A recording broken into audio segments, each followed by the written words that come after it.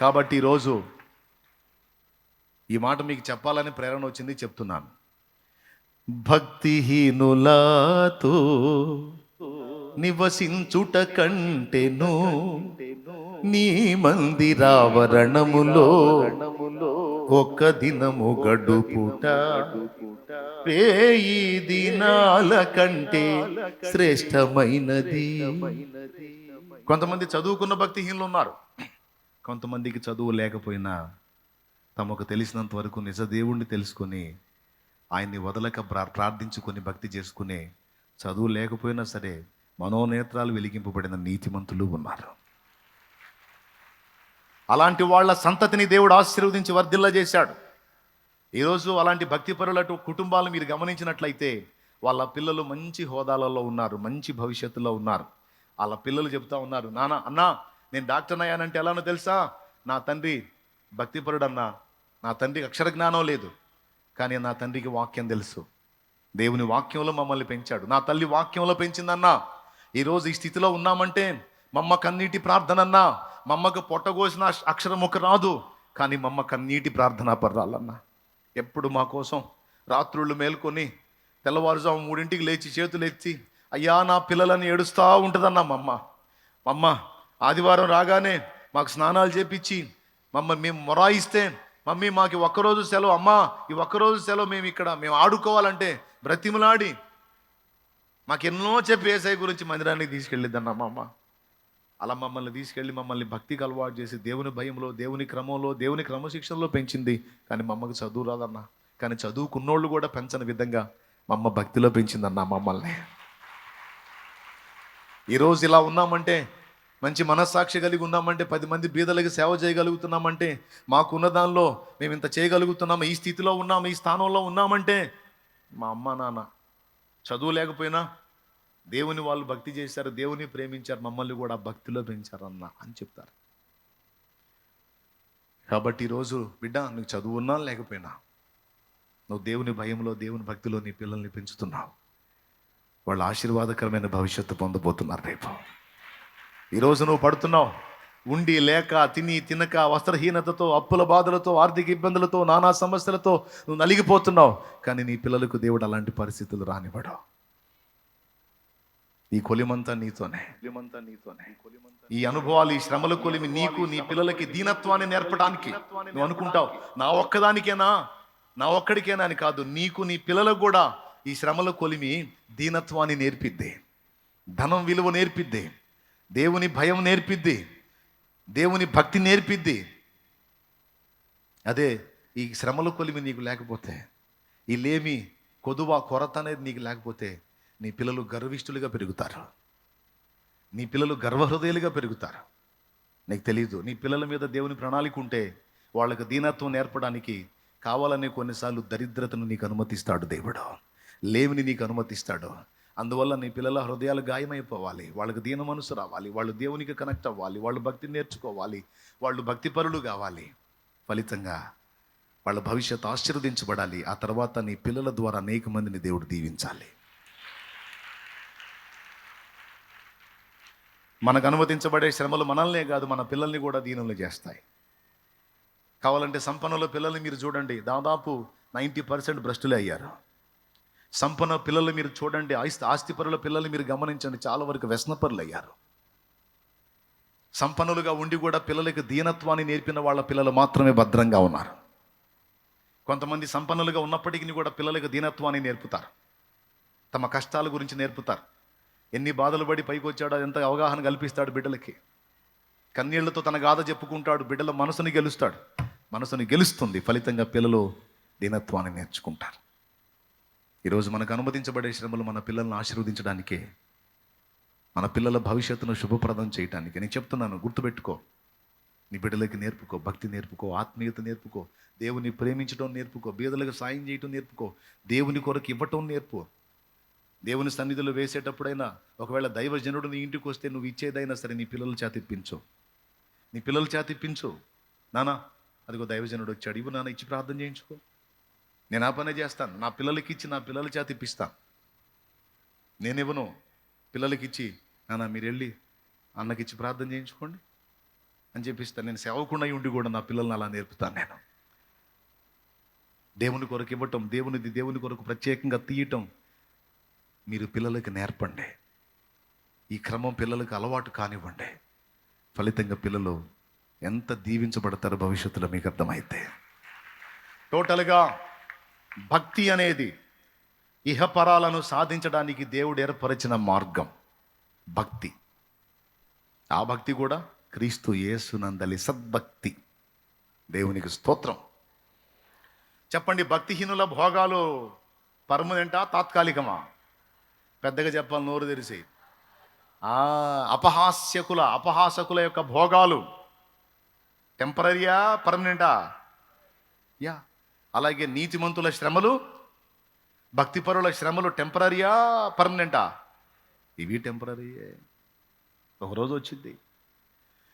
పలుగాకి లోకం నిందించిన ఏకాకివై నీవు రోదించిన అవమాన పర్వాలు ముగిసేనులే, ఆనంద గీతాలు పాడేవులే. పలుగాకి లోకం నిందించిన ఏకాకివై నీవు రోదించిన అవమాన పర్వాలు ముగిసేనులే, ఆనంద గీతాలు పాడేవులే.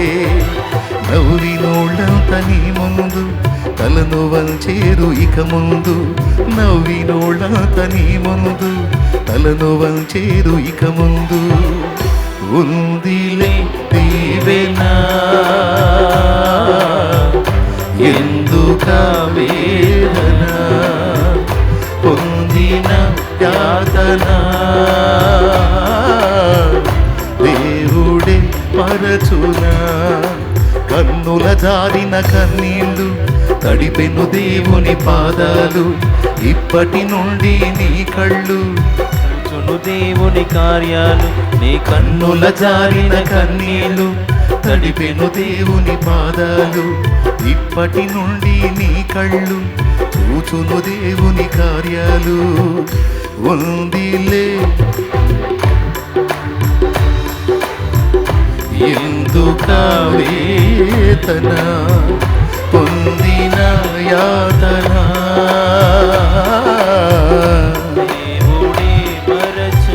దేవునికి మహిమ. భక్తిహీనులతో మనకు వంతు, పనికిమాలిన మనం పట్టించుకోవాల్సిన అవసరం వాళ్ళకు ఉంటుంది భవిష్యత్తులో. కాబట్టి దేవుని బట్టి ఈరోజు నువ్వు శ్రమ పడుతుండొచ్చు, ఇది నీకు టెంపరీ. ఇంకొక మాట కూడా చెప్తా ఈ సందర్భంలో. కొన్నిసార్లు నీతిగా బతకడానికి అగచాట్లు పడాలి.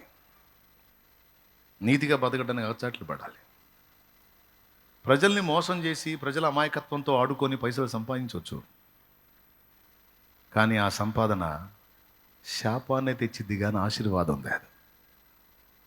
మళ్ళీ చెప్తున్నా, అమాయక ప్రజల్ని మోసం చేసి వాళ్ళని మాయ చేసి మోసపు మాటలు చెప్పి అబద్ధపు మాటలు చెప్పి అబద్ధపు పనులు చేసి సంపాదించవచ్చు. ఆ సంపాదించిన సంపాదన ఆశీర్వాదాన్ని మాత్రం తేదు, శాపాన్నే తెచ్చిద్ది, దుఃఖాన్నే తెచ్చిద్ది, వేదన్నే మిగిల్చిద్ది. ఎందుకంటే అవతలాడు మోసపోయాడు, అవతలాడు వంచనకు గురయ్యాడు, అవతల వంచనకు గురైంది. వంచనకు గురై వాళ్ళ కష్టార్జితాన్ని నీ పాలు చేశారు. అది కన్నీళ్లతో వచ్చేది నీకు ఎలా దీవెనగా అయింది? అది నీకు శాపాన్నే తెచ్చిద్ది.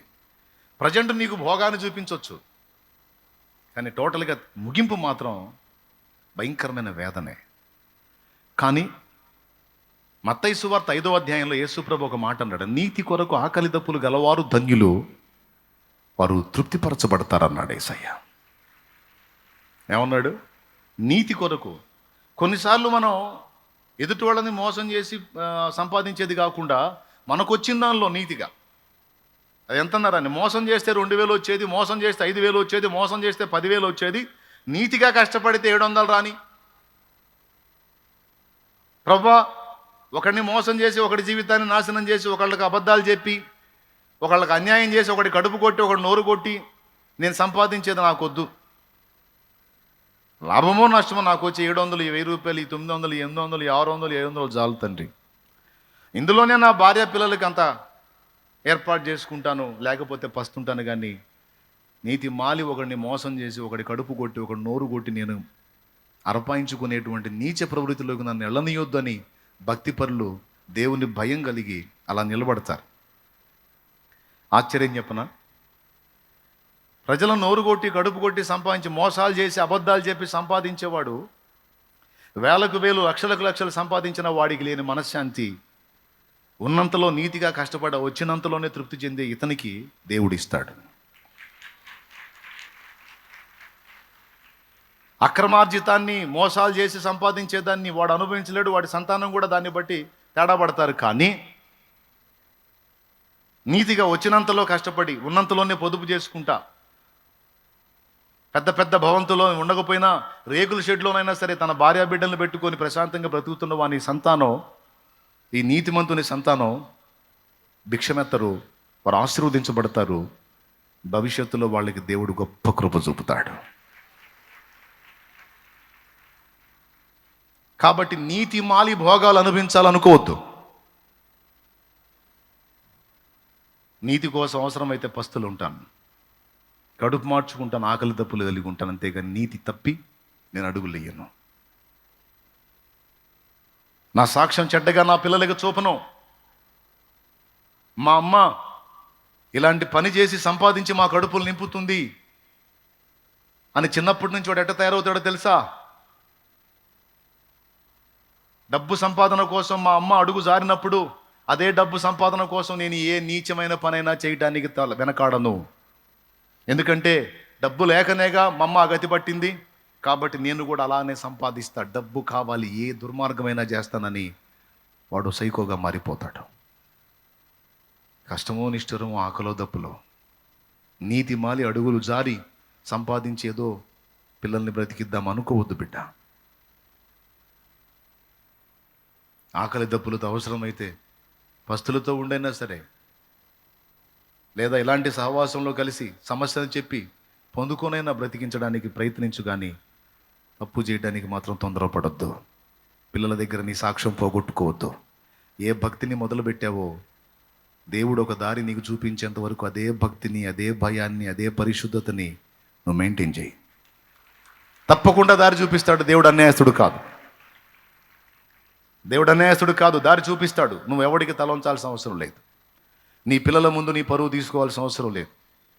నీకోసమే నేను ఇలా చేశాను అంటే, అవసరమైతే ఆకలితో పస్తులుందామమ్మా, అలాంటి నీతిమాలిన పని వద్దమ్మా అని నీ పిల్లల చేత నువ్వు చెప్పించుకోవద్దు. ఎంతమందికి అర్థమైంది? ఇది అర్థం కాకపోవటానికి ఏమి మర్మాలేం కాదు. బ్రతుకు, జీవితం. ఓపిక పట్టు, లేదా సన్నిధిలోకి వచ్చి నీ సమస్య చెప్పి పొందుకో. వేలకు వేలు ఈగపోయినా నీ ఇంట్లో లేమి కలిగి ఉంటే ఆ లేమికి తగినంత తోడ్పాటు అందించి నీ బిడ్డలకి నీకంత అన్నం దొరికేటట్టు సన్నిధి ఎప్పుడు నీకు అవకాశం ఇస్తుంది. దేవునికి స్తోత్రం కలుగును గాక. ఆ మాట ఎప్పుడో చెప్పాను నేను పరిచారకులకి. ఎవరైనా లేమి కలిగి, అయ్యా నా ఇంట్లో పిల్లలకి లేదు, నాకు ఆహారం లేదని వస్తే తప్పకుండా వాళ్ళకి ఇవ్వండి. కొంతమంది అవకాశాన్ని వినియోగించుకొని ఉన్నా సరే వచ్చి ఇచ్చేసే వాళ్ళు ఉంటారు. అలాంటి వాళ్ళని కనిపెట్టండి, కొంచెం వివేకంగా ఉండండి. కొంతమంది డ్రింక్ మాస్టర్లు వస్తారు నా ప్రేమని మందుకు వాడుకోవడానికి. అట్లాంటి వాళ్ళని కనిపెట్టి వాళ్ళని అడ్డగించండి. నిజంగా బాధితులైన వాళ్ళకి హెల్ప్ చేయండి అని నేను చెప్పాను. అలా చేయకపోతే మీకు దేవుని తీర్పు ఉంటుంది, దేవునికి మీరు లెక్క చెప్పాల్సి ఉంటుందని కూడా నేను చెప్పాను. లేదా పర్సనల్గా వాళ్ళకి చెప్పటం కాదు, సభాముఖంగా మీ కళ్ళ ముందే చెప్పాను నేను. దేవునికి స్తోత్రం కలుగును గాక. మరి దేవుని సంఘం అంటే, దేవుని మందిరం అంటే ఏందనుకున్న అదే సన్నిధిలో నేను తిని నా కడుపు నింపుకోవటం కాదు.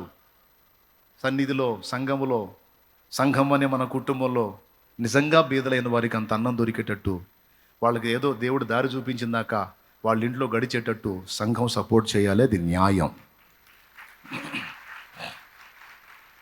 మరి ఇల్లు జరగనప్పుడు ఏం చేసిద్ది? భర్త త్రాగుబోతూ, పట్టించుకోడు, పిల్లలు అమ్మ ఆకలి అంటారు. ఏం చేయాలి? పనికని పోయిన దగ్గర ప్రతి చోట కూడా ఏ దరిద్రుడో ఏదో ఒకటి ఆశించే కదా వాడు పనిస్తాడు. నీకు పనిస్తే నాకేంటంటాడు ఈ దరిద్రుడు.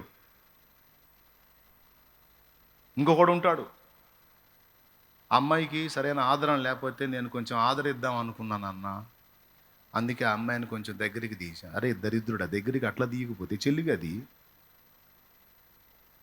చెల్లిగదిరా, అక్కగది. కాదులే, ఆ అమ్మాయికి నేను కత్తా. ఎవడో లేడు.